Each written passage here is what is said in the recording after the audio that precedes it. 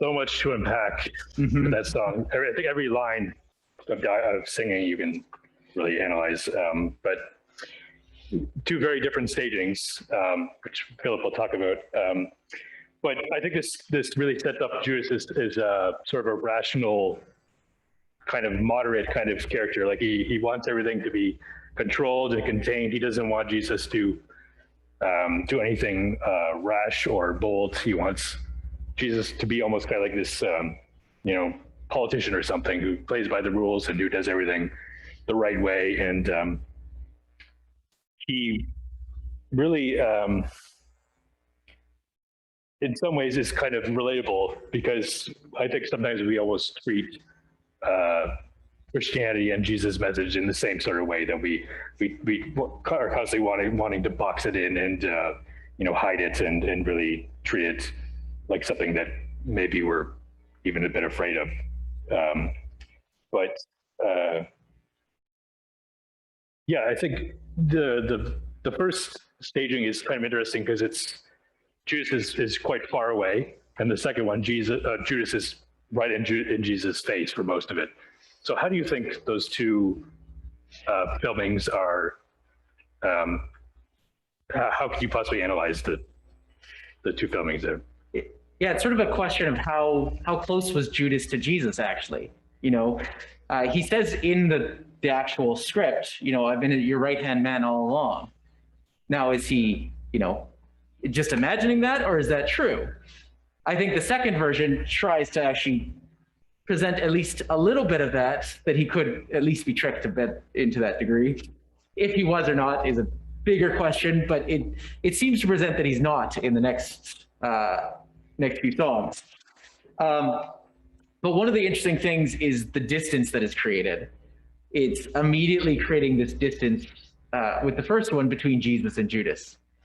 That immediately puts into question not only what is their relationship, but what is Judas's ability to actually interpret and see things for what they are. The second one puts a bigger question because he's right there with Jesus.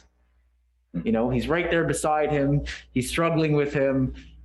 And so that puts a different question of what is his big question?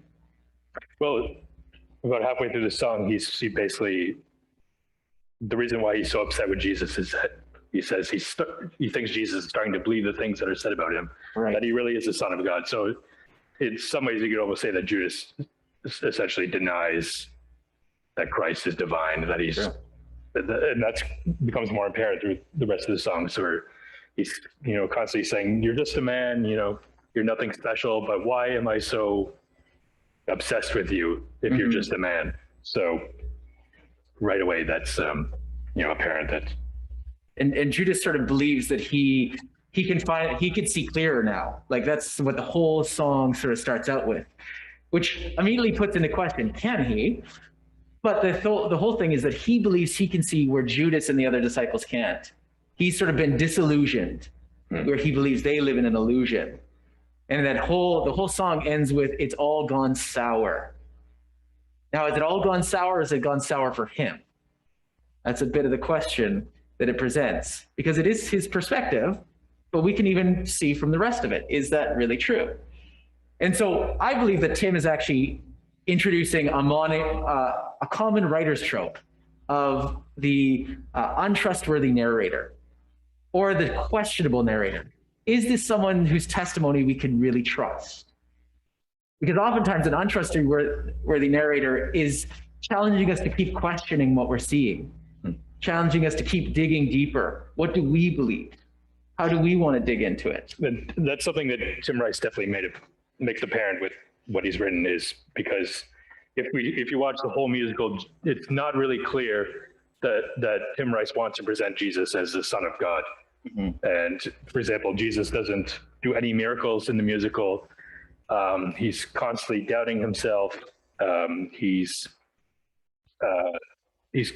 Rice is constantly toying with this idea. Is he the Son of God as the Bible says, or is he just sort of, this disillusioned man?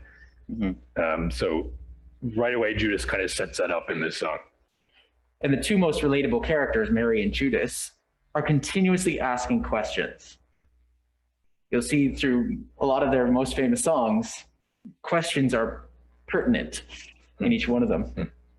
Should we jump to the next one? Yeah, let's Let's look at Damn for All Time.